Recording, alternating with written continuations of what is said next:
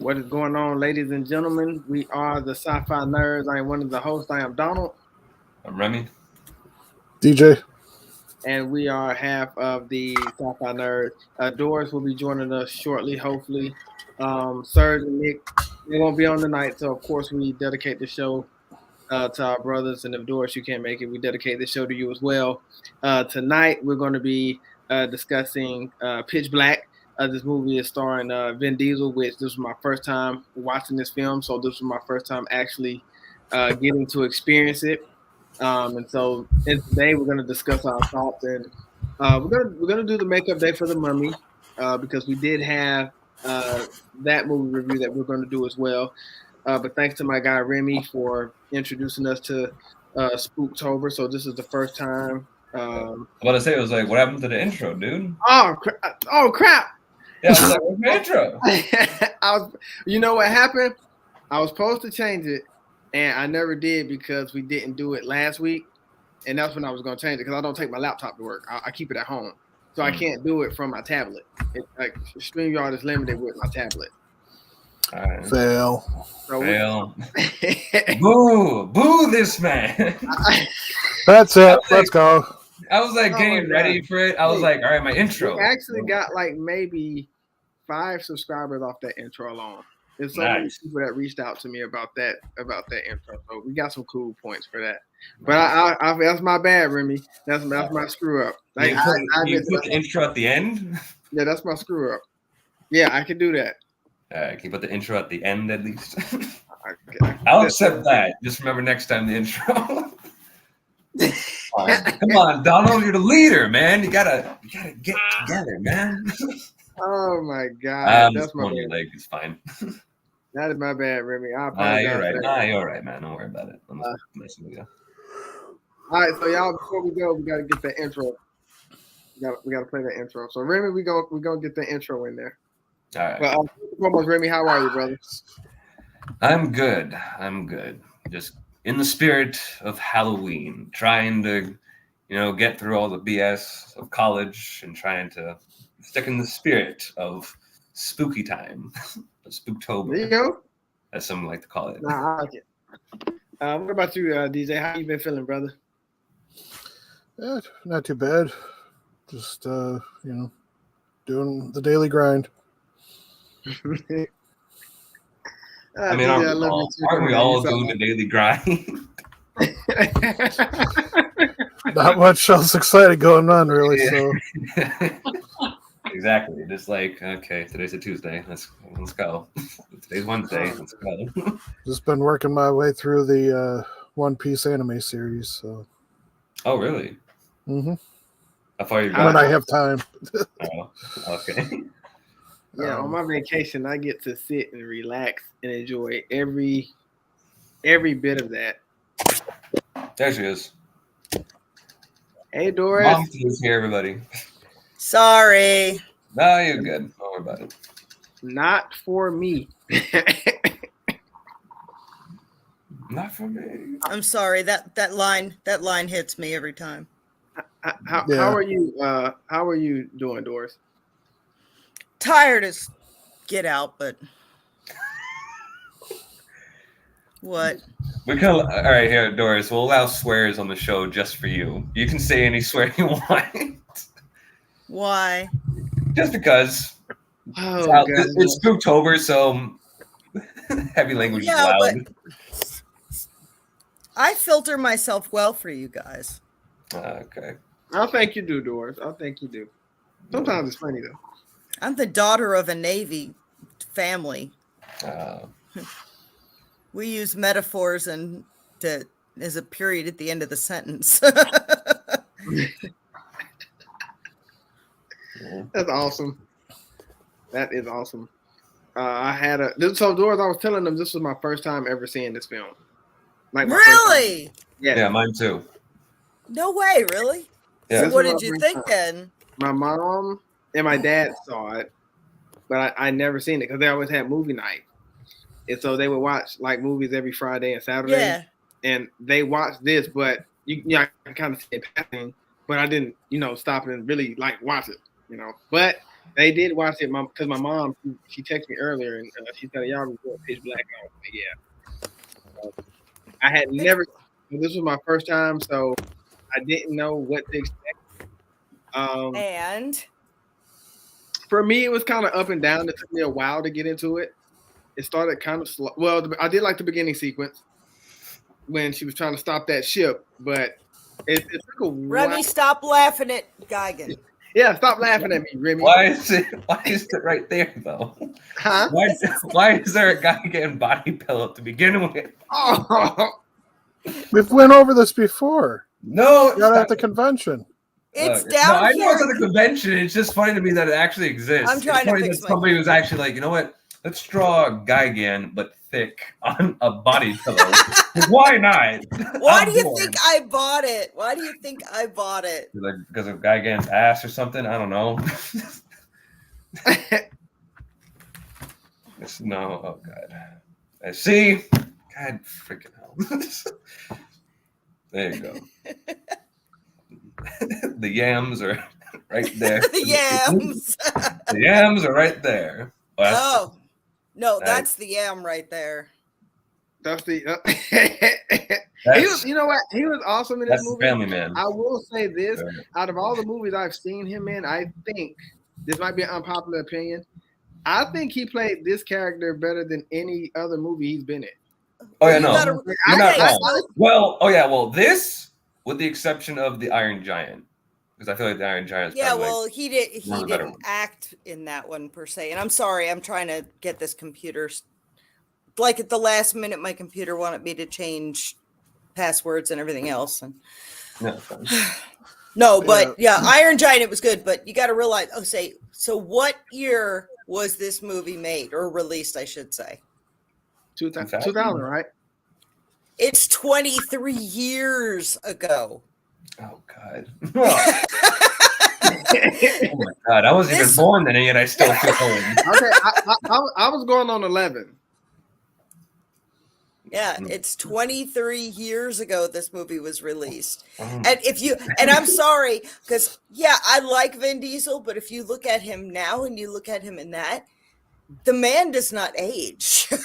He doesn't age. No, he does. He has a dad bod now. If you like, which is better. Which is fine. But we're not going to go there. Okay.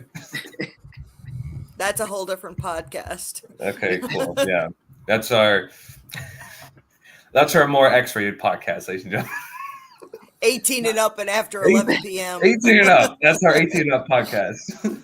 Yes, I will say this is probably my favorite character he's portrayed because I thought he delivered every line perfectly, and he was my favorite character in this movie because I was trying to figure him out. I was like, is he good? Is he bad? Like, what is he gonna do? So I had no idea. So that was one of the bright spots in this film for me. Was not knowing what to expect. Yes, I did, and I will say the ending was really sad. Yes, it was sad. That's why I put that. That's why I put that caption because that's what flips him. I had to look it up. I had to look up the ending. I was like, wait, hold on, because I was kind of confused by the ending. I was like, give me a second, dude. I could not believe that creature came and just snatched her away like that. Well, they got that sword thing, you know. Yeah, I thought for an instant that he probably stabbed her when she had him right there, and because some people are guessing that he might have cut her because the things are attracted by blood, so he cut her, and then the thing came and grabbed her because he was like, well, either one of us makes it out or neither of us makes it out, so I guess you gotta go. Goodbye. Well, I will lead up to that. Since two of you had never seen it before, when this came out, that character itself is actually part of a comic book, and it was so wildly Bammy. Hey girl. It was so wildly popular that they actually did a prequel to it, The Chronicles of Riddick. That's another good one with the same character, but how he became who he was. It's Riddick when he's still imprisoned. it's a real good, I don't want to say follow-up because it's not, it's prequel. Yeah, and the video game Escape from Butcher Bay also helps with that. Yeah, DJ was talking about that earlier. The video game was also acting as a prequel. Well, so Remy, since it was me and your first time watching this film, what are some of the good things that you took from this film? What did you enjoy the most about Pitch Black, being it your first time watching it just like me? Well, probably Vin Diesel himself. Like, with Vin Diesel, I'm like kind of on and off with him because sometimes throughout most of his, not like maybe it was Diesel. Yeah. See, like with Diesel, it's kind of like 50-50 for me because sometimes I'm like, yeah, he's fine. And other times I'm like, it looks like he's just like sleeping through a role and just grunting the entire time. Like, I don't know. I'm like, okay, dude. All right, cool. And like what I've heard about Vin Diesel. I like, get that. Like Vin Diesel now, like outside of movies, like his behavior, like on sets and everything like that, I'm like, come on, dude, you gotta be right. Like if you heard stories about him in the like recent like Fast and Furious movies, like his attitude was like awful.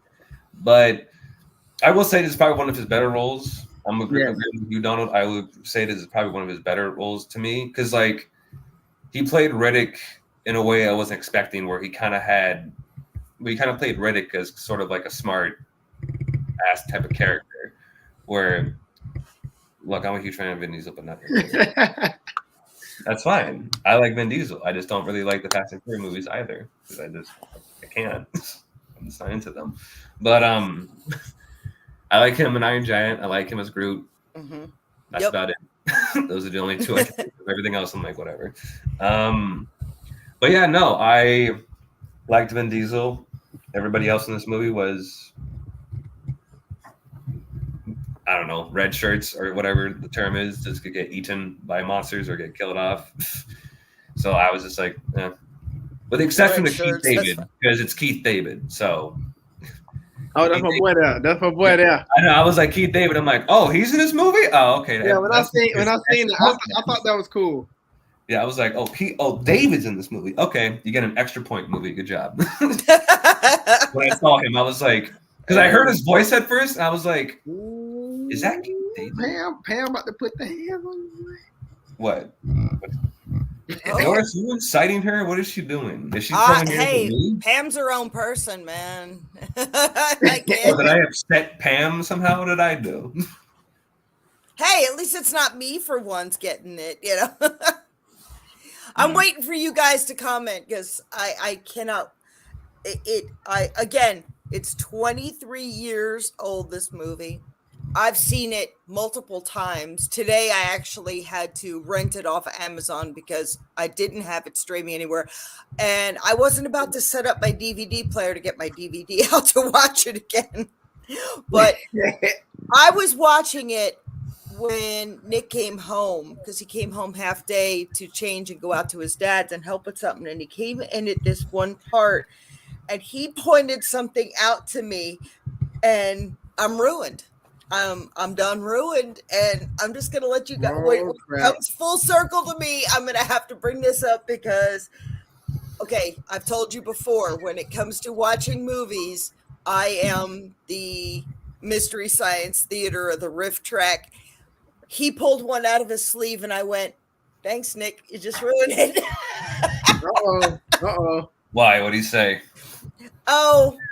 Okay, so again, we're talking about Vin Diesel, what he's known for, past, present, future. You mentioned, the Fast and the Furious movies. Everybody has seen the memes with him and what he talks about. Family. Well, when he goes on the ship after what's his face releases him and lets him quote unquote walk freely, he goes into the skiff and he's trying to get inside her head. And he's talking to her about, he's just this, he's just a merc, and da-da-da-da-da. Oh, yeah, and he makes a comment, something to the effect of, when it all goes down, this little dysfunctional family we have going on is going to be at each other's throats. And and in comes Nick, it's about family. And I went, son of a bitch, he did say it. I was like years and he's still talking about family. Family. That's a strong word for him. It's all about family. I'm like, oh my God, shut up. Is there no other message that you could pull? Right? But I was like, you know it for Fast and the Furious and stuff, and it got out of hand and it became memes and stuff. But this was long before that. And he sits there and tells her this little dysfunctional family is going to be at each other's throats. And Nick's like, it's all about family. Damn it. I was like, really? Did this really just happen? I can't even. There he is. I'm a dog. Yeah, that's a brother. Oh, yeah, that's a good one. The man, the myth, the legend. That brother. Actually, I liked his character quite a bit. I liked him too. He was a good foil for Riddick. Yeah. He was like, do you not believe in God, Mr. Riddick? Or something like that. And then when Riddick comes back, he says, there's my God. So it was like, touche. Yeah. What about you, DJ? What are some of the things that you enjoyed about watching Pitch Black? I'm pretty sure you've seen it before. So yeah. What are some of the things that you really enjoyed about this film? There's a really good chance I saw this in theaters when it first came out too.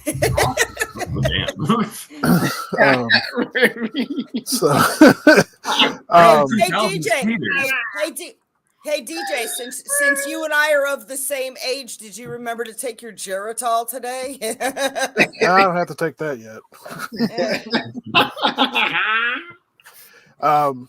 But yeah, I've always really enjoyed this movie since I first saw it. Really enjoyed the characters, the not knowing who's who really. Like, some of the characters are very obvious. They're just a one-dimensional, like the collector guy, Oh yeah. Just that was all he is. Like, there was nothing else to his character, just greed and he was the ultimate red shirt. Yeah. Mm-hmm. The prospectors were pretty interesting. Just that whole intro of Vin Diesel narrating, the deep space travel and you're like, why is he talking about, him being awake then? What brings you into his character? Like, okay, obviously something's different about him if he's able to be awake during this. And that's what I appreciate about the follow-up movies, because it explores his mythos and why he's such a big character for somebody that in the big scheme of things you think should be just a run-of-the-mill criminal kind of thing. But yeah, it was really interesting to try and figure out like what he was going to do. Was he really going to just pop up on everybody and execute them like the Merc was saying? Mm-hmm. Or was he going to join up like he ended up doing and stuff? So, and it was interesting too, because they introduced his eyes, but they didn't explain what it was. Mm-hmm. Yeah, I had no idea. I was like, so it was first took him off. She was like, what did she say? How did he get those eyes or something? What did she tell him when he? Where do I get a set of those eyes? Or... I was like, whoa. He's like, first I got to kill a couple people. So, but the fact that they like introduce that, but they don't explain what it is, and then later on when the creatures start popping out of the ground and stuff, and they show it from his perspective, it's like, it adds a whole new layer to understanding, why he's got to wear the goggles and stuff like that. Mm-hmm. So, but yeah, the switch moment for him when Fry says, tells him that she would die for the others, but not him. Yeah. And then she goes back for him and ends up getting killed in front of him. And it's like, that's his connection with humanity again. Yep. I didn't expect that. I honestly think she was being rhetorical, satirical. I don't think she really meant that. And I think he knew that. She was the one that was giving him the benefit of the doubt from the beginning. I think she was being sarcastic when she said that.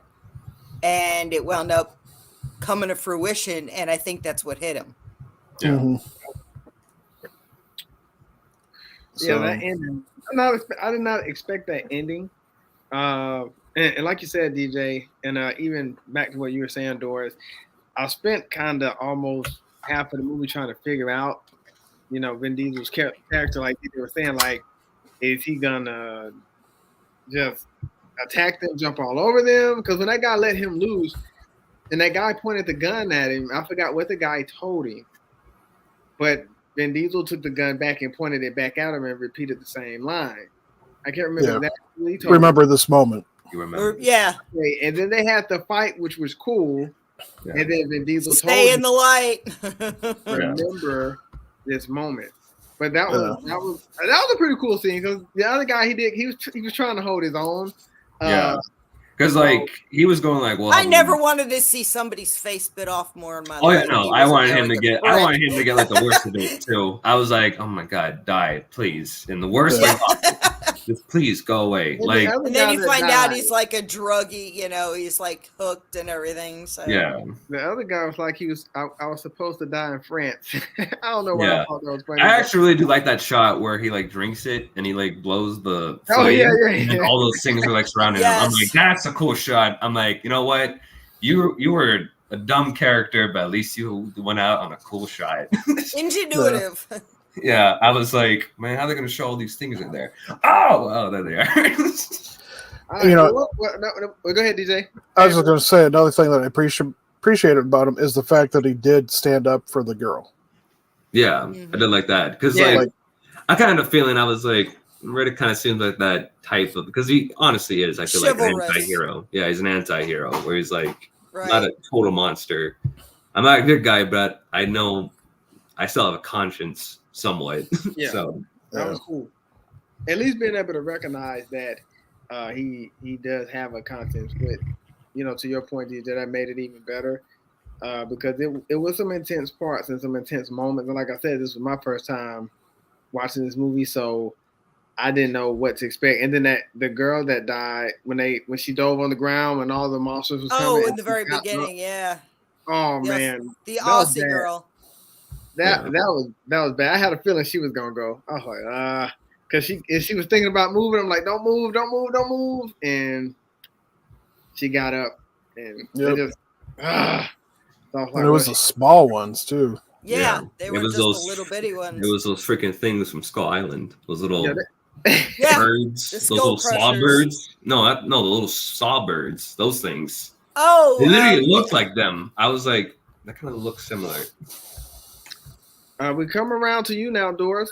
What were some of the incredible things you enjoyed about this film? I like the whole concept of the movie. I mean, it puts, where he's talking about, it figures they'd put me on, a civilian transport, and And actually, I thought one of my favorite parts of the whole movie that kind of gives me that intense, the monsters, obviously, but when they're still in the daylight and they're talking about the suns and this and that, and all of a sudden you see them all looking in the one direction, you see the one giant planet starting to break the horizon, and you're like, holy balls, man. You're just looking at, you get the same feeling they do that it's time to move, you get that same effect. Well, time to pack it up. Let's go, people. Yeah. Think it's time to go. There's this big giant planet with rings coming up, and so I love that part. I love when he finally figures out that they have the blind spot with the echolocation and stuff. When he's doing this and he's following the hammerhead version of it. And that's actually very scientific too, because of the way that they shape their skulls and stuff. For the echolocation, they wave their heads like this, almost like a shark, so it picks up on vibrations. So that's scientifically drawn. So that was really interesting. And then I don't know. I just watching that son of a bitch get torn up. That was like my favorite. Sorry, not sorry. No, I mean he deserved it. So I mean he was just such an arrogant Ken doll. It drove me crazy. Oh, yeah, no, he was, and I hated his accent. I was like, shut up. It's either for you, Doris, or DJ. You guys can explain it to me. Okay, so there was a few points in the movie where Vin Diesel removes his goggles, and he's kind of seeing, like, I guess the monsters from his lens, like his vision. Like, what did that mean to him? What was he actually seeing? What did that mean? He was able to locate them before he basically has night vision all the time. Okay. So, like, daylight is blinding to him. Okay. So that's why. Yeah, that's why the Merc yanked him off when they were first tussling out in the daylight, and he kept punching him in the face and stuff. Like, once the goggles came off, he couldn't see. He was explaining at the beginning that he was sentenced to a prison of eternal darkness. It's dark there all the time. So he basically did some underhanded deals and whatnot to have surgery done to his eyes that almost like cat's eyes. They're reflective where he can see things in the dark, where we'd be blinded, he can see. But at the same time, he's ultra sensitive to lights and brightness and stuff. So sunlight or someone shining a flashlight in his eyes would be the equivalent of somebody taking 10,000 LEDs and going, so he's got to cover his eyes all the time. He had that done in prison so nobody could shank him from behind in prison. Yeah. And that's where the interesting part of his mythos comes into play when you see the next movie. Okay. And it also gets shown when you play the video game, like what actually happens. So in his mind, what he's saying is the truth. Mm-hmm. But like I said, in his mind, what he tells the girl, Jack, is the truth to him. Because that's how he remembers the situation. But you find out in the movie, and if you play the prequel video game, Escape from Butcher Bay, you find out the truth that it's not quite what he said. And so when you see the sequel, he bumps into Jack again, and she confronts him about that. So it's I don't want to spoil it because it's a very interesting development to his mythos, but but yeah, there's a lot more to it than that. So wait, what do you mean? Like when he explains this to her, like he explains like how he got his eyes or what happened between? I love it. So he tells her, she asks him, how do you get eyes like that? He says you got to kill a lot of people. Kill a lot of people. Get thrown into a prison where they tell you you'll never see daylight again. Yep. And then find a doctor that's willing to shine your eyes for 20 cool menthos. Yeah. Meaning a pack of cigarettes. So in his memory, that's what he did. But the truth of it isn't that. Okay, interesting. Okay, so he's telling it how he think he remembers. His perception. Yeah, okay. Yeah. Wow. That's actually a bit interesting. That is interesting. And that's why I asked, because I was like, I don't want to get on here and not ask. He's actually, if you do follow the sequels, prequels, what have you, you actually, using the term anti-hero is a good way, because, I mean, did he do wrong? Yeah.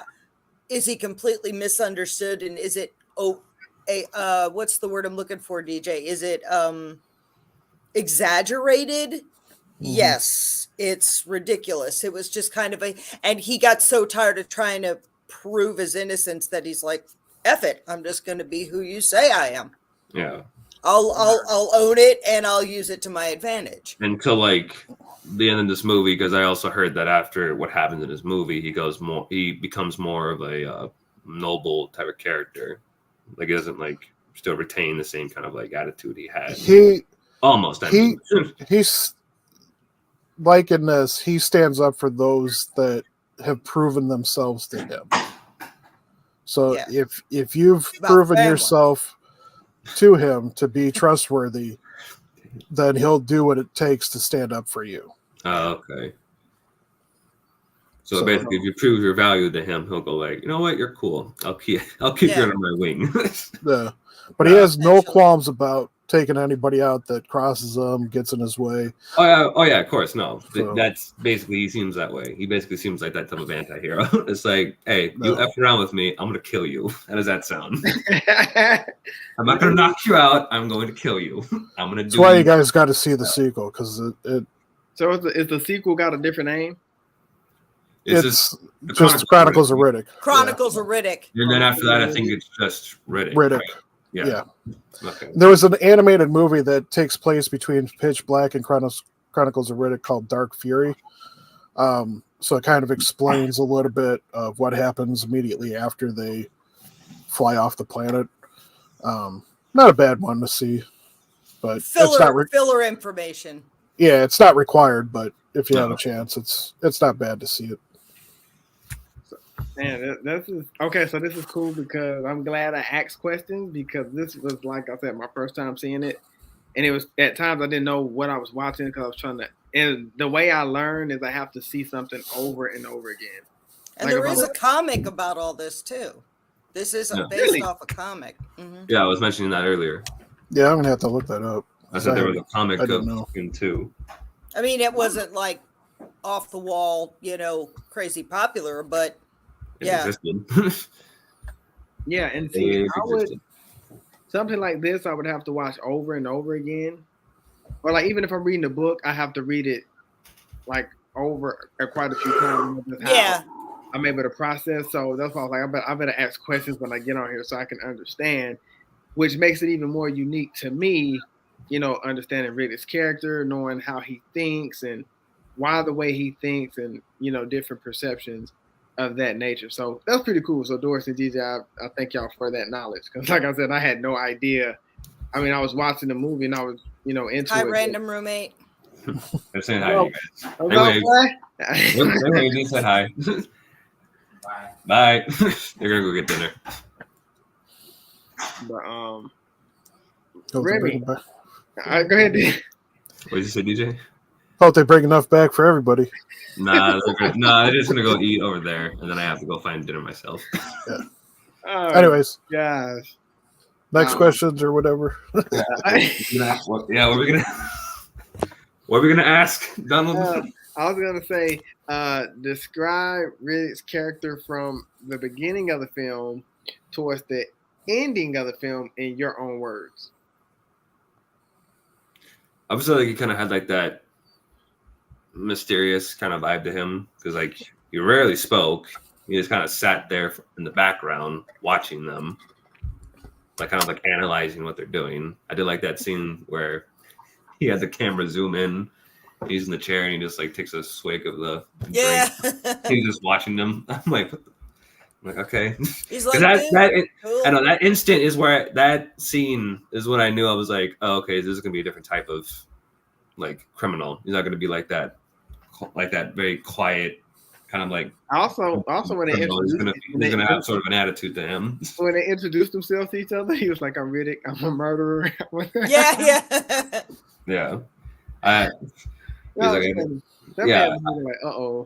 Yeah, I did like that, and I liked kind of the progression of him. Like, I did really like that scene between him and Keith David where they had that conversation, because like, I could kind of see the wheels turning inside Riddick's head when he was talking to Keith David at that moment. Mm-hmm. And like even like when he was talking with the Merc and they were going like, oh, let's just slice the girl and leave her there. Yeah. Put her there, let the creatures drag. I could see him. It was interesting because I could kind of see Riddick like pause, like as he said that, because he was like, "Oh, you're that type of asshole." Okay, no, we're not doing that. And then immediately went. What if we have a bigger body? Pop! Just fight him. So I did like that scene because like I like the progression of Riddick where he just starts off as like this kind of like cold type of character, but then as the movie progresses, he kind of like is won over by Fry and what she says, because he's like, "Are you willing to die for them?" Like he has the knife up to her neck. He's like, "Are you willing to die for them?" Interesting. That was an awesome. Fine, yes, I'm willing to die for them, because like at the beginning of the movie, she was like, "Oh no, screw all these people. I'm gonna drop them so we don't like crash." So I kind of like that Fry was also kind of a great character, where she wasn't perfect, but yet she managed to kind of make up for what happened. She had a lot. Well, that's part of why she wanted to die for them, because she was having almost like a guilt type of situation. And Riddick kind of like saw that, and he was kind of just like, so you being truthful? Like, we can get on the ship. Like, I'm welcoming you on the ship. Like, come on. I'm like, here, let me help you there. Come on, get on the ship. And she was just like, no. And Riddick was kind of like, I don't know, he kind of like had respect for that. Like, all right, you want to make up for a mistake. Good on you. And I kind of like that. And I like the fact, too, that at the very end, when Jack says, what do we tell him what happened? And he's like, tell him Riddick's dead. He died on that planet. Because that, to me, is just like, okay, so he's kind of getting rid of that cold mentality.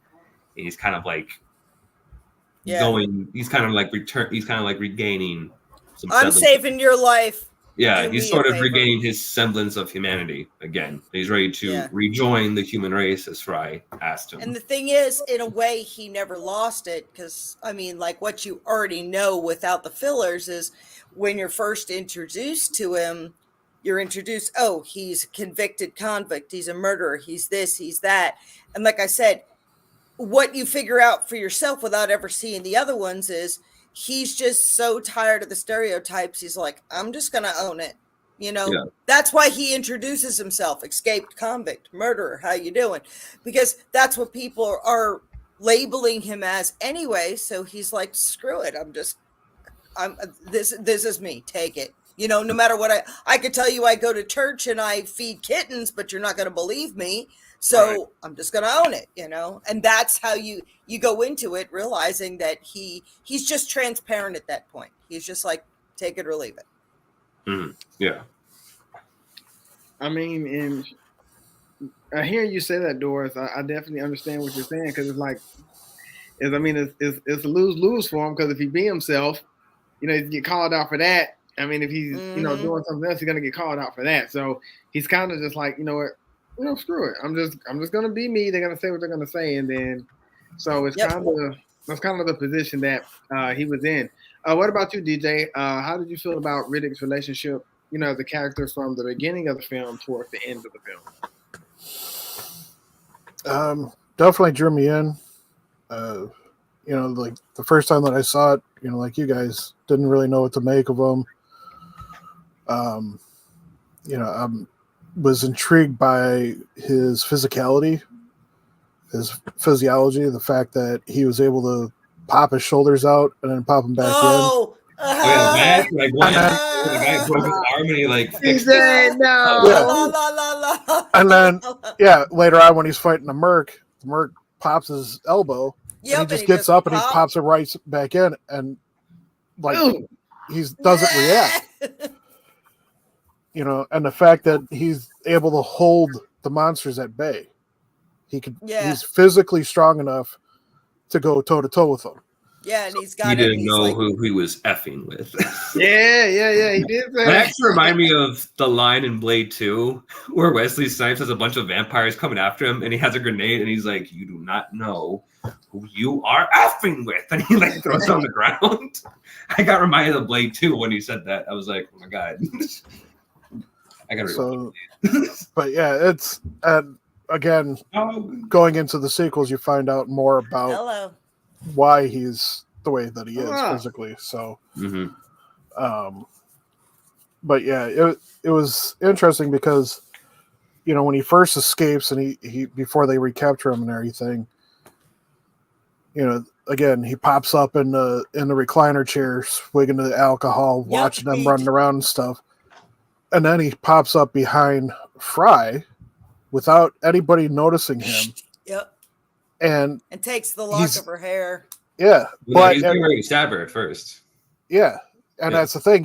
You don't know. Is he like getting ready to actually kill her? Or is he just having that ready in case he needs it? And then once he hears her admitting the truth about what happened with the crash, then he's like, you know, you see his perspective change, and that's when he takes a little snippet of the hair and sniffs it and blows it away and everything like that. All right, brother, let me keep my hair. It actually, if you watch and people start admitting what they're good, bad, and indifferent, like when she did it and stuff like that, when he first comes in contact, he's immediately like, I'm the bad guy and I'm running with a bunch of cavaliers here. And then when he realizes that they're not perfect and they have their own faults and they're owning up to it like Fry did, that's when he starts to say, okay, you got 1 point in the good direction. The only ones that stay on his bad side are the ones that claim perfection. The ones that have imperfections are the ones he starts getting. Wow, that's a good way to look at it. I like how you put that. Yeah, okay. I like that. Yeah, I like that. Yeah, because he himself, he's like, I'm not perfect, so yeah. If you're not perfect like me, let's be friends. Well, and not even friends, but you're more likely to be somebody I can trust because you're not, like Mr. Ken, who thought that he was the greatest thing ever, and I'm good looking, and I'm a cop, and I have guns, and I can tell you. You're not even a cop; you're a merc. Right, but he came across with this holier than thou attitude that he was perfect. You called him boy too. Yeah. So the ones that were imperfect and weren't afraid to admit it were the ones that he had lesser aggression towards. And then Keith David's character was, kind of the caveat to all that. Yeah, because, just, the kind of the counter is. Yeah. He was almost neutral in Riddick's eyes. Riddick had no problem with it. He's not a holy man. Riddick isn't, but he was like, he's not even on the radar, Yeah. And I think part of it too is because when I saw he was in this movie, I was like, what? Yeah. But I think part of it too is because his character didn't show fear towards Riddick. He showed respect from the beginning. That's good, DJ. I like that. Yeah. So and Riddick, I think, kind of somewhat like admired that, or he was like respectful of that. Like, you're not afraid of me. Neat.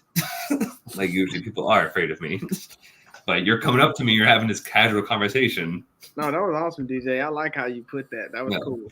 I like that. Yeah, that's what I kind of like about this movie is that despite it being just like Vin Diesel kind of action horror movie, there's some stuff that you can actually like look into. And I'm like, this movie did more than I was expecting. Which is interesting because the director of this movie actually did Alien 3. So really? Yeah, I found that out. Because Alien 3, 20th Century Fox was like so adamant on like what he had to do and what he had to like put in that movie. So like when he did Pitch Black, they were like, yeah, go ahead. Do what you want. Yeah. He's like, oh my God. So he's like, finally, I can make a good movie. Yeah, F you, Alien 3. Freaking garbage. I've only seen part of it, so I don't have a really good. What about you, Doris? How did you feel about Riddick's character from the beginning of the film towards the ending of the film?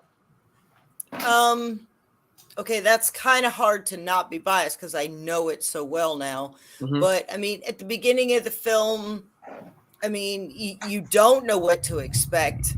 At the end, by the end, I'm actually rooting for him. I was kind of hoping he'd be more of a good guy than he was. Yeah. But I actually like the way they wrote it in that he wasn't good nor bad. He just kind of did his thing. He wasn't hurting anybody else, but he wasn't going out of his way to help anybody else. Yeah. So he stayed true to the way they wrote him. So he progressed. You could see it. Like he was almost having his own moral dilemma, and you can see that. And I hate to use the term "you could see it in his eyes" because that's like kind of cliche, but but you know what I'm saying. Really, you could see it in his eyes. But he was kind of having a moral dilemma as to, I don't want to be a good guy, but I'm not going to be the a-hole anymore. Yeah. I'm just going to, chill, be unnoticed, and that's why he said Riddick died on that planet. He just wants to blend in, doesn't want the reputation, doesn't want the name. He's just going to be another person shopping at Walmart, Yeah, he's just like, I'm just a regular man making his way through the universe. I'm not gonna lie, when that guy first let him lose, I thought he was about to like go crazy on all of them. I was like, because that was my first time watching it, so I'm like, oh crap. I had a feeling he wasn't gonna do it because like I'm kind of like used to that kind of anti-heroes by now. I'm like, okay, you're acting like you're an a-hole, but honestly, you still have a good heart. So. And when he stands up for her, when they're standing in the circle, like trying to get the lights and stuff like that, and he steps in on Fry's behalf, and Kendall does the thing with the gun in his face. And Riddick's just standing there looking at him. Next thing you know, you look down and he's tapping his blade right on the guy's crotch going, Yeah. I was rolling. I was like, I love that. He's just like, you know what? Yeah, pull the trigger. You pull that trigger, and the instant you do, I'm going to cut that off. So have fun with that. That was like one of the slickest little, because you never even see Riddick move. You don't see him flinch or raise his arms. He just literally all he had to do was go. And he had him in such a compromising position. It was great. I love that scene too, where like they're going through like that graveyard or whatever, and like he's in front of the line, and he like looks through it. And he's like looks clear, and then all of a sudden the creatures start coming out, and they're like laying down, and he's like, "I thought you said it was clear." I said, "Yeah." I said it looks clear. And he's like, "What does it look now?" And he like goes like this. Looks clear. Like. Like that made me laugh. I was like, okay, that was pretty good. And that was just like Vin Diesel himself. Just like the way he kind of like said that was just funny to me. He's like, yeah, no, it looks good. You can go. Almost like, comedic, yeah. Yeah, exactly. I like that. Because to me, that was like probably like the best. Like again, like there's a little bit of like nuance to his acting in this movie, which I like, which is not something you see in his other roles. Yeah. So. Like I said, I think this was because I don't watch too many of his movies. Probably not any of them, but this one was probably the best character he portrayed. Like it was. I thought early career. Yeah, I mean, it was early in his career, honestly. And he delivered all his lines perfectly, and I thought that this was perfect for him. Like if he was in more movies like this, I would definitely watch a lot more of his films because this was a good role that he definitely portrayed. There's been rumors for years that they're going to make a fourth one to kind of cap off the whole series.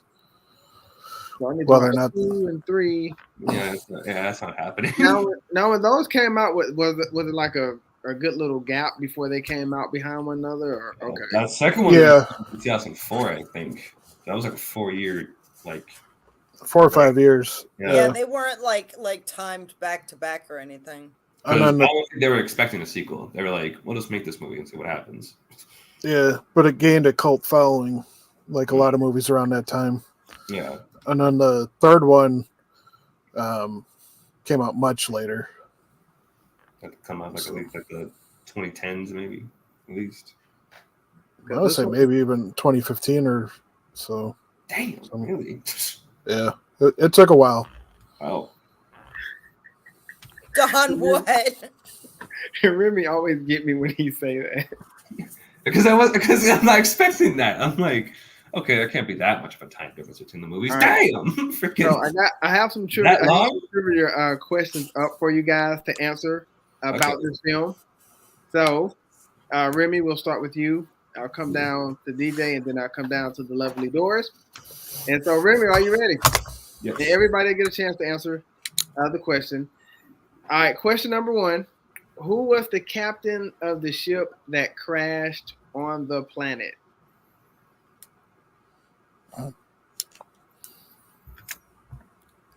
DJ's cheating.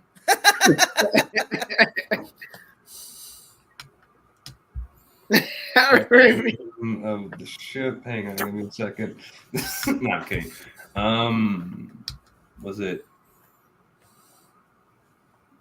Morgan? I don't know. I really don't know. Right.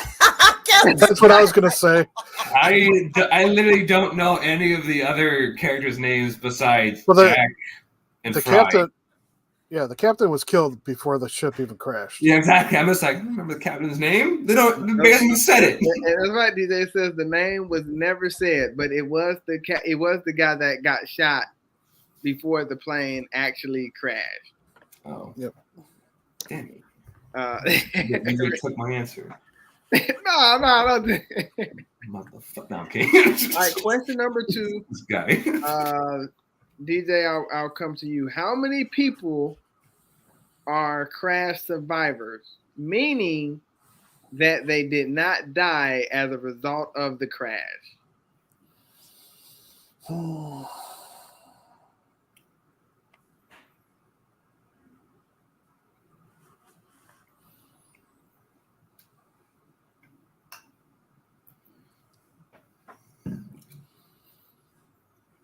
think there was 10.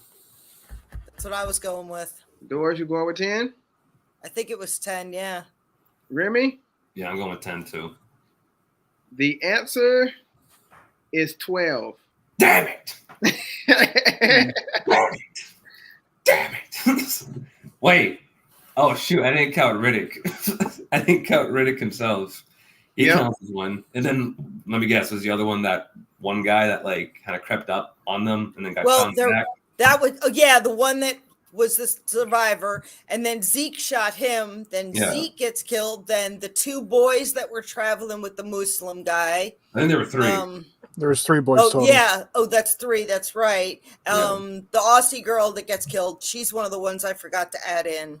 Yeah. No, I remember the Aussie girl. So I was missing 2. I was missing Riddick and the guy with the white shirt that gets shot in the back. All right, Doris, this one is for you. What is the escaped convict's full name? Yeah. What? Riddick? Yeah, Riddick. His full name? His full name. What is it? I don't even remember them even saying that. That's I good do. one. I remember. You want to take a crack at it, Remy? Nah, Doris can. Yeah, I'll give Doris a few seconds to think about it. Doris. Dom? I don't know what. Dom Riddick.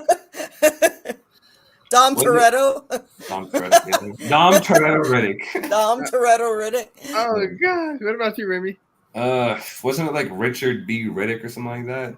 Yep. Remy, you're correct. Yes. Richard. I remember it like had an R in the beginning of it, and I was like, didn't it have like just like one initial in the middle? All right, Remy, I'll stay right there. What is it, Richard? Richard B. Riddick. Riddick. That's his full name. Dick Riddick, huh? Yeah. Yep.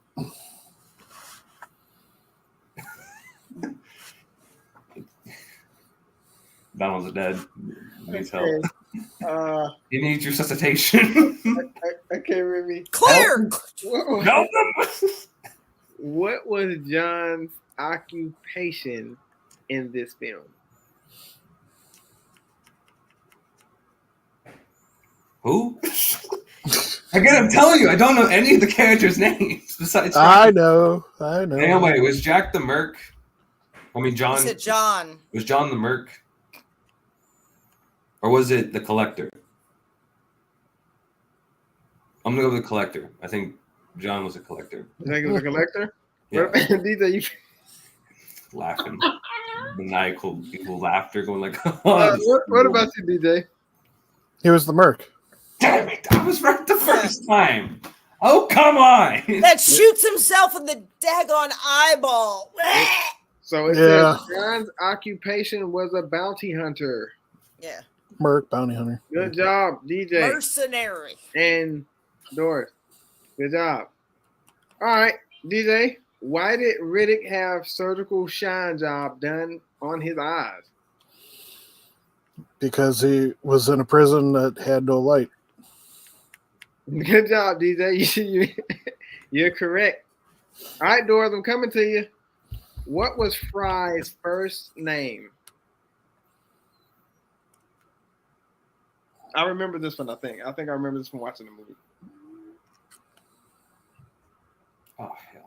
I keep wanting to say Lisa, but I went to school with a Lisa Fry. I don't remember. Yeah, I know they say it a few times in the movie, but Yeah, I don't remember either. A crack at it, Remy? You want to take a crack at it? Nope. Can I give y'all a hint? Sure. Starts with the C. Oh wait, was it Catherine? Nope. Chrissy. Nope. Kathleen. No. Damn it. Casey. Nope. God. Kurt. Nope. Colleen. You're close, Doris. Colleen. Caitlin. Nope. Damn Okay, it. we can be at this alphabet all damn night. What is that? Why if I give us a name, we're It done. is Carolyn. Carolyn. Damn it. Oh. Oh my God. You serious? Carol of the Bells. All right. Remy. For whom the bell tolls. How many suns did the planet have? Was it 5, 3, 2, or 1? I'm gonna say 3. Okay. What about you, DJ? Yep, it was 3. Doris? 2 on one side, 3? 1 on the other. All right, and the answer is 3. Yeah. The huge super and the 2 little binaries. Yeah. DJ, who is the first Muslim boy killed by the creatures?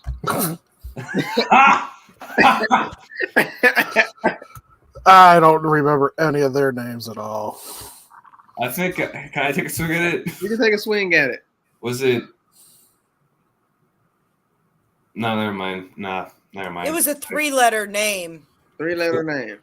So it was like this famous boxer. He had a last 3-letter name. Ali. Yeah. There you go, Doris. Yeah. Ali. No. But they said it slightly different. It was like Ollie, like Ollie pronunciation. Man, all these Ollie. characters died like so quickly. I didn't even care about their deaths. I was just like, well, you're dead. Goodbye. All right, here we Well, go. goodbye. You're gone. Final question. Doris, how many females survived the crash? Was it 4? Survived the crash? Yeah, survived the Total? crash. Oh. Total. Yeah. Was it 4? Was it 3? Or was it 2? 3. Okay. Final answer? 3? What about you, Remy? Aussie girl gets killed, Blondie that gets killed at the end, and the boy girl that tries to be a boy but she's a girl. I think they were the only ones present, so I still want to say 3. And what about you, DJ? It was 3. The answer is 3. Yeah. Good job. Yeah, we did it. Yeah. And the crowd goes wild. Remy, out of 5 There's much stars, rejoicing. how would you rate this film? I'm going to give it a 3 out of 5. Me too.